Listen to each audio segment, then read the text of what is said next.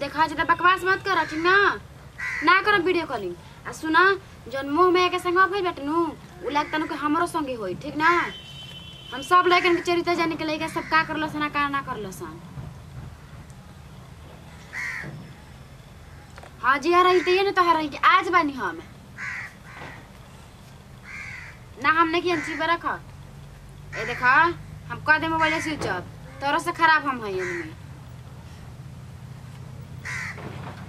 देखो तू ऐसे काहे करला हो तारा से हम कोई उनको प्यार करे नहीं पर ऐसे तू मत कर हरा नंबर मत कर। हम फोन खाली एक बार करम सिर्फ दिन भर में खाली तोन की खाली तार समाचार लेवे खातिर। हाँ देखो तोरा के एगो बात बता दे तनी एगो कला नीलुआ से तू कब मत मतलब तकिया चाहे बोली ना तो उसा कर तन की में घास लागल बा माई के कॉलेज जोड़े त माई कहती ना हम जातनी होने धान के खेत में इने नुआ फुला त फरबे न करी आखिर खुशबू अभी हम कबे फोन कर रही ओकर भाभी के मोबाइलवा पर ना कि तनी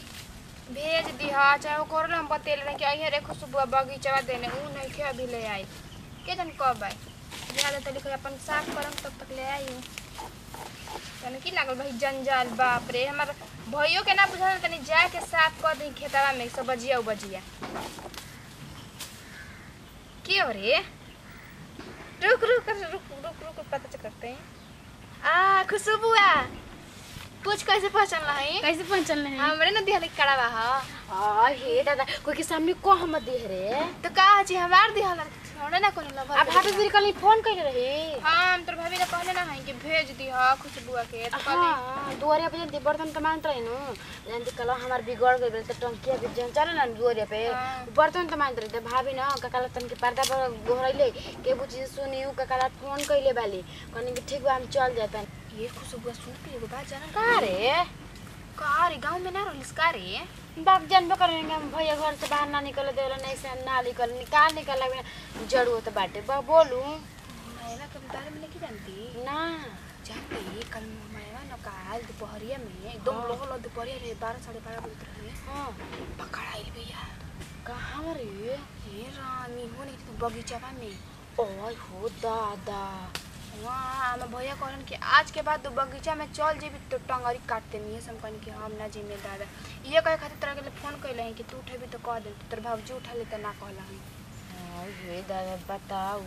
सोचे बात कह देखो मुंह मायवा के ऐसे ना करे के चाहिए पर का करी बेचारी प्यार कर ले बेनो प्यार के जंजाल में फंस गइल बिया। देख खुशबुआ तू कोइले प्यार मत करना त मैं भैया ने तोर साथ छोड़ा दी। ओए हो दादा राम राम राम छी ई सब हम कभी ना कर सकी ना देखिए नीलू तू जे न भाई देखिए हम कबो ना प्यार वार करम प्यार और का जिसने को प्यार और कर कर दूसरे को माई बाबू के अपन देख के ना रह प्यार और तार माई बाबू ने खा देते। हां मान ले कि अब 4 दिन खातिर प्यार कइला से माजा ले से छोड़ देला जब बियाह करके दूसरे साथ जाए के बाद तोरा कह देही के बा तब का झंझल के बा कहू कि ना त हमेशा हम ओकरा संग हम त ना रहम रहबो मत कहिना त हम भैया तार भाई साथ छोड़ा देन कहन कि ना ओकरा साथ नहीं के रहे के तब हां नहीं किला त तोरा नहीं किछ कह देन के ओकरा साथ ना रहम त चलो चले के ना देख बकरिया खातिर खाली घास ले खातिर हे तनी का कर लेबे रे ए तो बकरिया के ना माई गोल बिया खेत पर लेके आई हां फिर होत ना हो जे घास ए राम हाउ लाइल बिया बगलिया के अच्छा वो हमको तोरे खातिर ना हमको बकरिया के दे है चल चल। हेलो का करता हो घास करता हो तारा के बुझात नहीं कि हमें जे पकड़ा गइल भी तो ना माई भैया सब कुछ जान गइल बा ये कैसन बात करतो हम तारा के ना छोड़ कहबो देख हम तोहरे से प्यार करने हम तोहरे से शादी करम हम तोहरे से प्यार करने हम तोहरे से शादी करम ना हम दिल से तारा के अपन पति मान ले बानी बाक पूरा गांव में हाला हो गइल बा खुशबुआ नीलुआ जौन हमार सहेली रही से तौनो हमार साथ छोड़ देली सन प्लीज तू अब मत छोड़िया शादी के बात करो ना जितना जल्दी हो सके ना माई बहू से बात करो ना शादी के ठीक बा कह के फोन करे हमरा भी ठीक बा। हे भगवान का करी माई बहू के तो इज्जत गईबो कहले अब हमरो साथ साथ चल दे आओ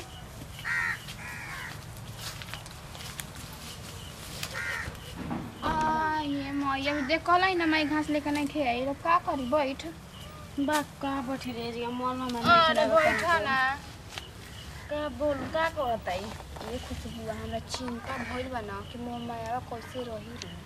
अब रही भी का ऐसे ओकर इज्जत चलिए ना गइली ओकर इज्जत के बात नहीं के लेकिन के अपन इज्जत के परवाह ना रहल जितना माई बाबू के पगड़ी के परवाह रहला आदमी माई बाप का इतना दिन पूरा जिंदगी लगा दिलन इज्जत कमाए में बेटा बेटी 1 मिनट में डुबा देता रहा उहे नु ओकरा सोचे के नहीं चाहिए पर उ नहीं ना सोचले बताऊ का करबी देखे के बात कहत है मान ले पकड़ा गुल ठीक है माई बाबू तो कसू रखते बड़ा न बियाह ना करी तो हमार नियन लड़की ना खुशबुआ मर जाइत न जा दे तू का बकवास करते ओकर बात अब तू बताऊ तोरा कहे से ना होई अगर मान ले उ लड़का बा ओकरा ले बियाह ना करी तो ओकरा ले के बियाह करी उ न ते बेटा कस रहे कि ना सोचलस बोल ना ना सोच उहे तो कहत नहीं पूरा गांव घर ना जान गुल बरे टोला महला सगरो हाला गुल कि ना मोहमाया पकड़ा संग संग हमने के पिसाई जी तो ये दोनों लड़की ओकर संग रहत रहिस ये से भैया कहतवान के ओकरा संगे लग तो टंगरी ना कर दिन तो हमरो नाम ना टंगारी करके तोर भैया के करेन कसम तब नाम बदनाम हो गेल बताओ तू करेंगे ना पड़े तो चल भी तो जहाँ तहाँ गली में कहबे ना करे हयो लेके दोनों ओकरा संग रहत रहिस हयो काम करते ओकरा से जान न घुनवा का संग गेहूं पिसाबे करेला ना रे गेहूं से तो अरे हाँ वो सही से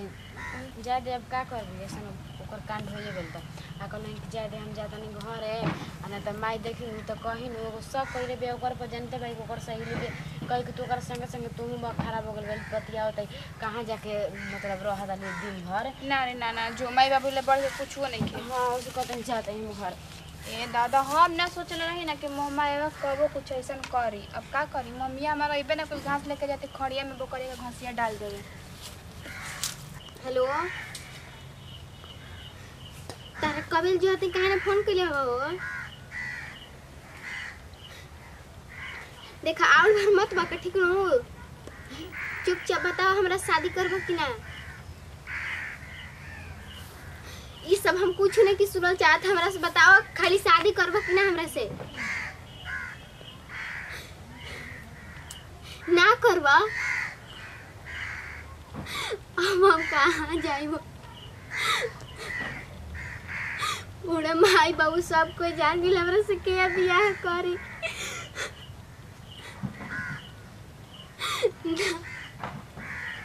देखो हम तोहरे से प्यार करना हम कोई से शादी ना करो ऐसे काहे बोलते हो हम तारा संगे एक पल जिंदगी गुजर ले बानी हम तारा कुछ के कहू ना जाए प्लीज ना हम तोहरे शादी करो वैसे ना तो बोला ना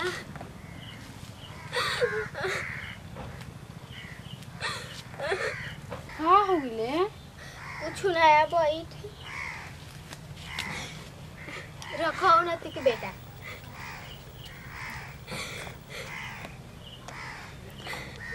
बोलू का हो गई का हम तोरा के बताई ओकरा से हम प्यार कइले रही अपन समाज के हमरा के धोखा दे देला